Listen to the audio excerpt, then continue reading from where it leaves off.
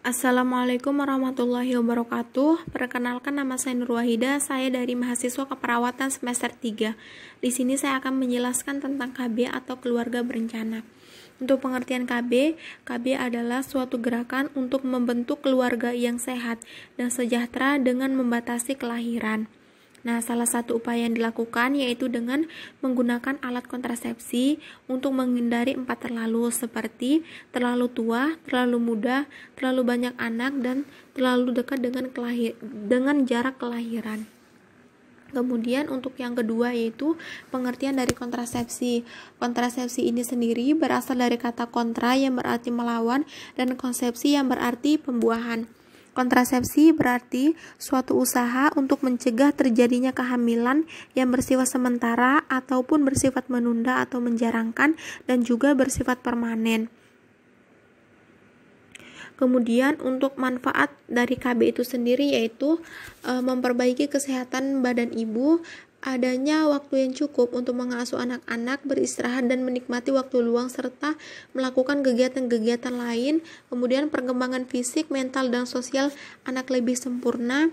Kemudian perencanaan kesempatan pendidikan yang lebih baik. Kemudian di sini saya juga akan menjelaskan berbagai jenis-jenis dari kontrasepsi itu sendiri. Nah, di sini jenis-jenis kontrasepsi itu ada 5. Yang pertama itu metode aminor laktasi atau MAL, kemudian ada pil, kemudian ada suntik progestin, kemudian ada implan, dan juga alat kontrasepsi dalam rahim atau AKDR. Nah, nanti juga saya akan menjelaskan tentang keuntungan dan kerugian setiap macam-macam dari metode kontrasepsi tersebut. Di sini untuk jenis-jenis kontrasepsi itu ada dapat dibagi menjadi 2 kategori kontrasepsi, yaitu yang pertama kategori non metode kontrasepsi jangka panjang atau yang disingkat dengan non MKJP, yaitu contohnya seperti suntik, kemudian pil dan kondom.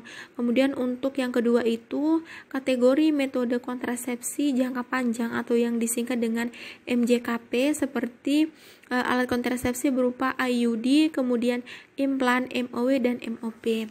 Nah, untuk yang pertama itu ialah metode aminor laktasi atau yang sering disebut juga dengan MAL. Metode aminor laktasi atau MAL ini adalah suatu jenis kontrasepsi yang mengandalkan pemberian ASI atau air susu ibu. Metode aminor laktasi atau MAL ini sebagai kontrasepsi bila menyusui secara penuh, kemudian belum haid, dan juga umur bayi kurang dari 6 bulan.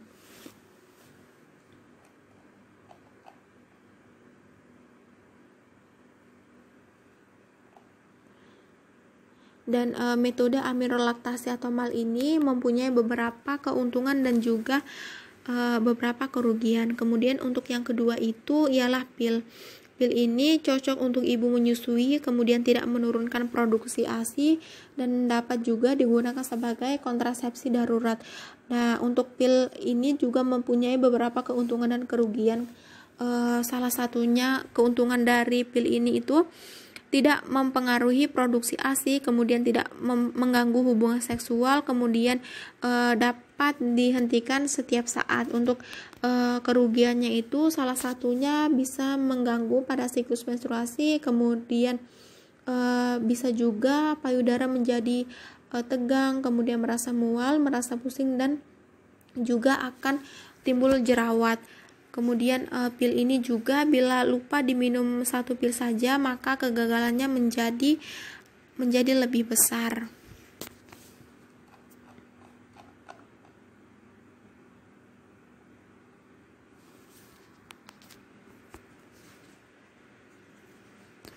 Kemudian juga untuk kerugiannya itu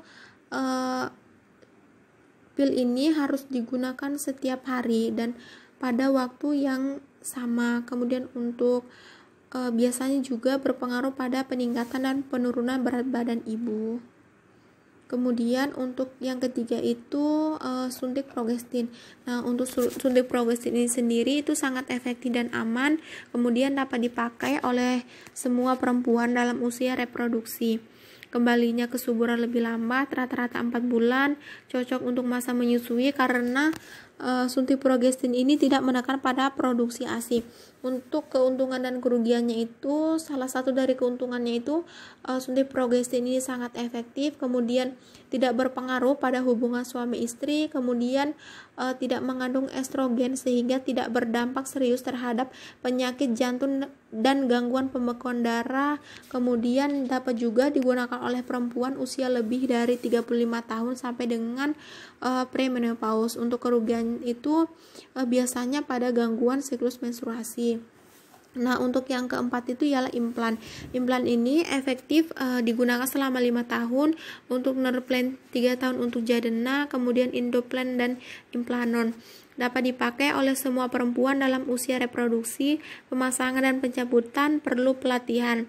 Kemudian untuk kesuburan segera kembali setelah implan dicabut dan aman dipakai saat laktasi. Untuk implan ini sendiri memiliki beberapa keuntungan dan kerugian. Salah satunya yaitu keuntungannya itu tidak mengganggu produksi ASI, kemudian dapat dicabut setiap saat sesuai kebutuhan. Untuk yang kelima itu ialah alat kontrasepsi dalam rahim atau AKDR. Itu sangat efektif, reversibel dan berjangka panjang. Haid menjadi lebih lama dan lebih panjang. Dapat dipakai oleh semua perempuan usia reproduksi.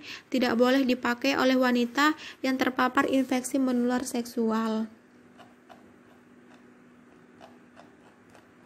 Dan juga alat kontrasepsi dalam rahim ini tentu saja memiliki beberapa keuntungan dan juga beberapa kerugian.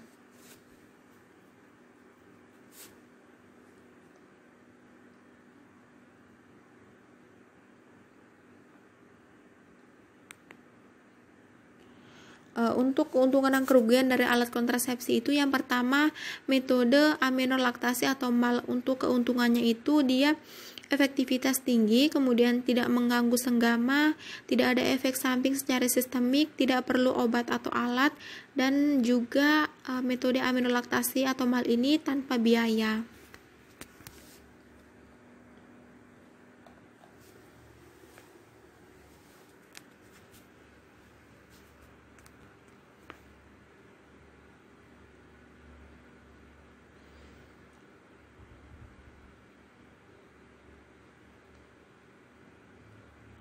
Untuk kerugian dari metode amenolaktasi ini, yang pertama itu perlu persiapan sejak perawatan kehamilan agar segera menyusui dalam 30 menit pasca persalinan, kemudian tidak melindungi terhadap IMS.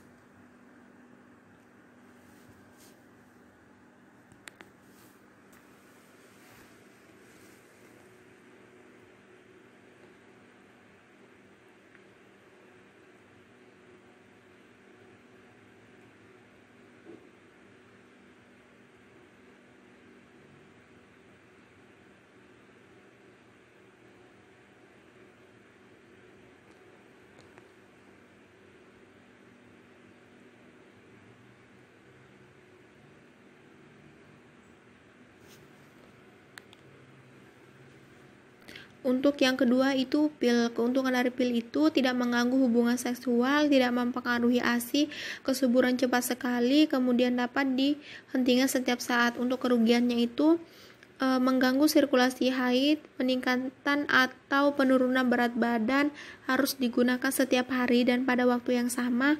Bila lupa satu pil saja, kegagalan menjadi lebih besar. Kemudian biasanya juga payudara menjadi tegang, kemudian merasa mual, merasa pusing, dan biasanya juga itu bisa timbul jerawat.